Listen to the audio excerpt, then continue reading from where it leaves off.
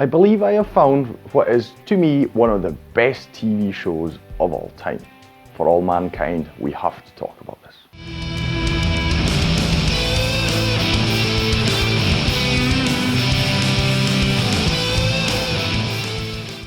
Hi, my name's Stu and welcome to another review video on Flying Wiener. We're back to the Apple TV stuff and if you're bored of it by now, I'm sorry, but I'm having a hell of a time. My subscription's going to run out now. I'm trying to cram in as many of the shows and films that I can.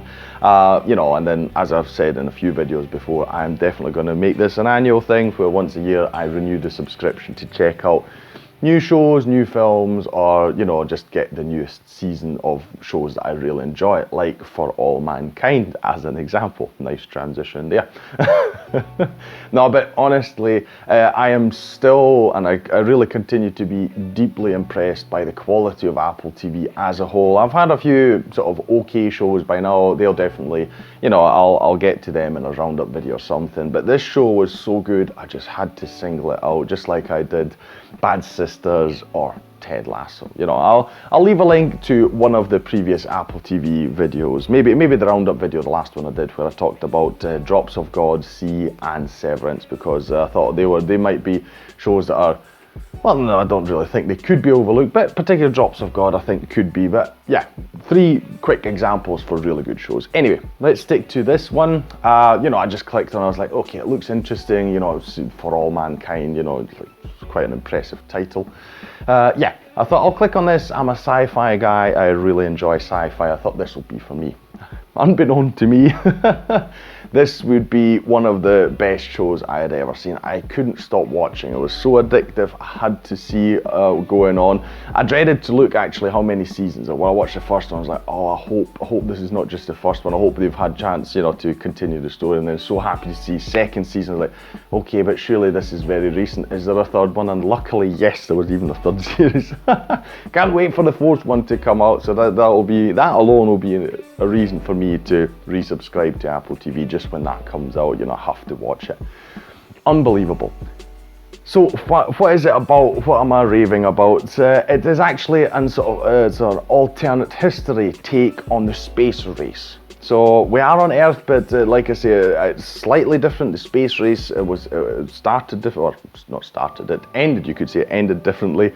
And by the space race, I mean getting to the moon. Here in this alternate history version of Earth, actually the Soviet Union was first to land on the moon. They not only landed on the moon, later on they even landed the first woman on the moon. And the USA, they're struggling to keep up. They do eventually also manage to get to the moon. But this is how the whole thing starts, And so it's about the space race, getting to the moon. Then once they are on the moon, it's about establishing a base on the moon. And then the 3rd series takes us to Mars even. And the interesting thing is this all happens rather early on because everyone was so focused on the space race. It wasn't like in our time where once just the USA was on the moon, everyone else was like, okay, right, that's it, and even the USA won't spend, decades and putting money into the moon. Here, it keeps going. The tension between the Soviet Union and the USA keeps it going well into the 80s, and then, the 90s is where they go to Mars. You'd think, well, we're now in the 2020s and we're not even doing that. Well, this is why this is exciting, because I'd like to think that as well, if we as a species, humanity, if we focused on these goals, it's like the Star Trek ideology, give humanity something bigger than themselves to focus on, where everyone can come together and do something jointly. It'll hopefully make us put aside all our, grievances and all the warring between people on Earth and all these kind of things. And it might be, sappy and whatnot, but I really like this ideology, this the thought, the dream of, having this kind of thing to finally unite us all. I mean, I was naive. I thought back then, a few years ago, when the pandemic started, I was like, is this our Star Trek moment? Is this finally, because it's everywhere on Earth, everyone is affected. Is this going to bring us all together? Unfortunately, no. As you may have noticed, it has even divided us a bit. But that's humans for you, and that's why I just even if it's not realistic, I love to think about these kind of things. So, I mean, yeah, so it's just for that alone, but it's executed so well because obviously this is not a TV show about my, dream. It's a TV show, so it's there to entertain you. You've got a huge cast of characters, and the actors are all great. I will just single out 4 people who we are more or less focused on, I would say so. You've got two couples. One of them, you've got Joel Kinnaman. He plays Ed Baldwin, who you could say is even the main character and focus of the show. So he's an astronaut. Then you have his wife, played by Chantel Van Santen.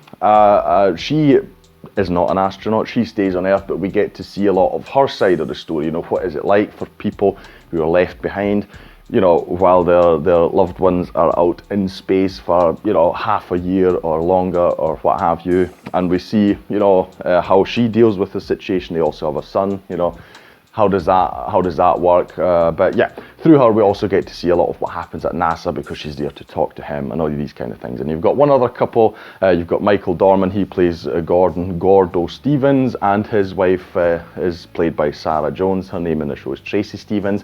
They are both astronauts, so we've even got an astronaut couple who also have children. And it's they sort of take turns going to space, and that's also an interesting dynamic. But it's not just that. I mean, the whole visually, it's incredible. Stuff on the moon and then later Mars and just everything in space. So you've got, this show must have cost absolute fortune.